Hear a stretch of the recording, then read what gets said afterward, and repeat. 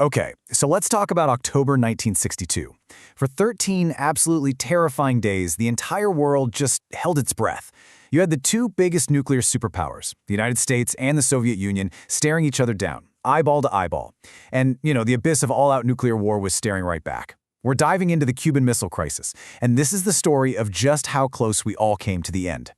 So really think about that question. When did we, as a planet, come the absolute closest to a nuclear catastrophe? Well, if you ask most historians, they'll point to one specific, bone-chilling window of time. Those 13 days in October of 1962. So yeah, let's get into how it all went down. All right, so to really get a grip on this crisis, we can't just jump straight into 1962. We got to rewind a little bit, back to the early 60s. The world back then was basically split right down the middle. Everything was defined by one huge overarching conflict, the Cold War.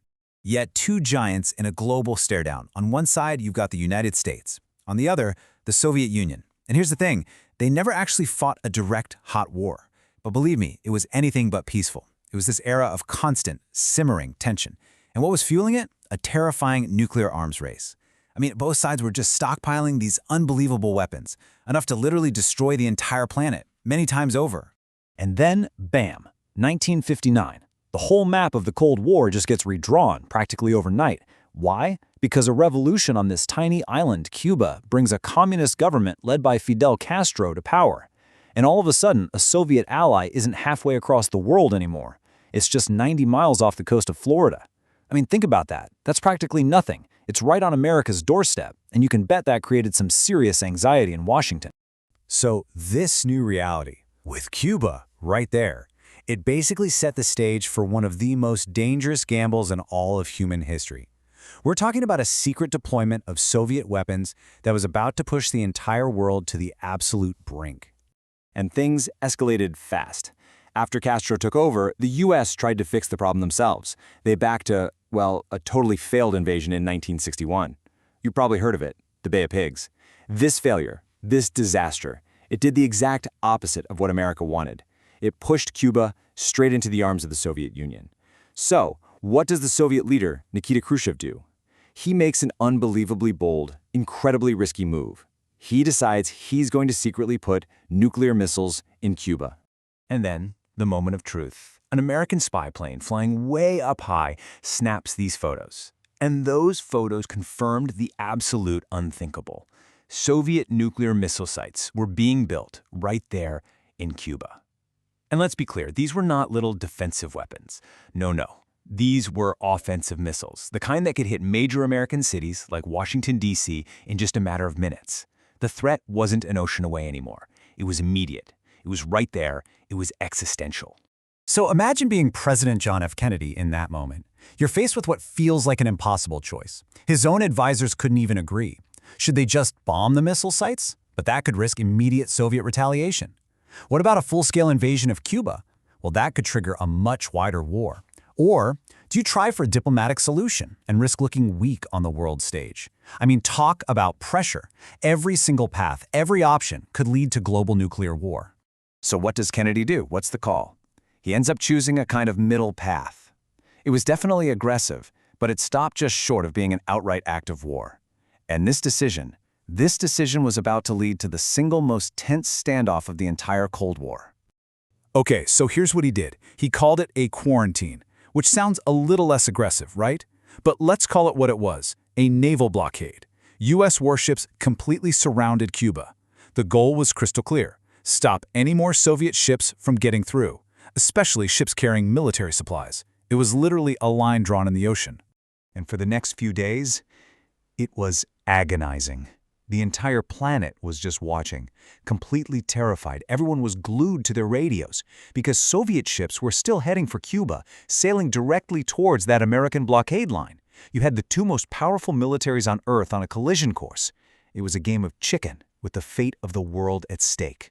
And this was the question on literally everyone's mind. What happens if a Soviet captain refuses to stop? What happens if an American ship fires a warning shot? Could one little incident, one mistake in the Caribbean Sea, ignite a chain reaction that ends in, nuclear Armageddon? Nobody, and I mean nobody, knew the answer. Okay, so just when it felt like a conflict was absolutely inevitable, behind the scenes things were frantic. You had these secret back-channel communications flying back and forth, desperately searching for a way out. This is the story of how the world managed to take a step back from the edge of the abyss. And finally, after days of just unbearable suspense, there was a breakthrough. The Soviet ships that were steaming toward Cuba, they either stopped dead in the water or turned back. What happened? Well, behind the scenes, Khrushchev had sent a message to Kennedy. He was ready to cut a deal. Now, the deal that ended this whole thing actually had two parts. The part everyone knew about, the public deal, was pretty simple. The Soviets would pull their missiles out of Cuba. In return, the U.S. would publicly promise to never, ever invade the island. But, and this is the kicker, there is also a secret part of the deal, a crucial little sweetener to get the Soviets to agree. The U.S. also promised to quietly remove its own nuclear missiles from Turkey. So, the missiles were removed, the blockade was lifted, the immediate crisis was finally over. The whole world could basically exhale. But the shock of those 13 days, man, it left a permanent mark. So what was the big takeaway? What was the great lesson we learned from coming that close to the end? I mean, this quote really says it all, doesn't it? For the very first time, leaders on both sides had to look, really look, into the horrifying reality of what their own nuclear arsenals could do.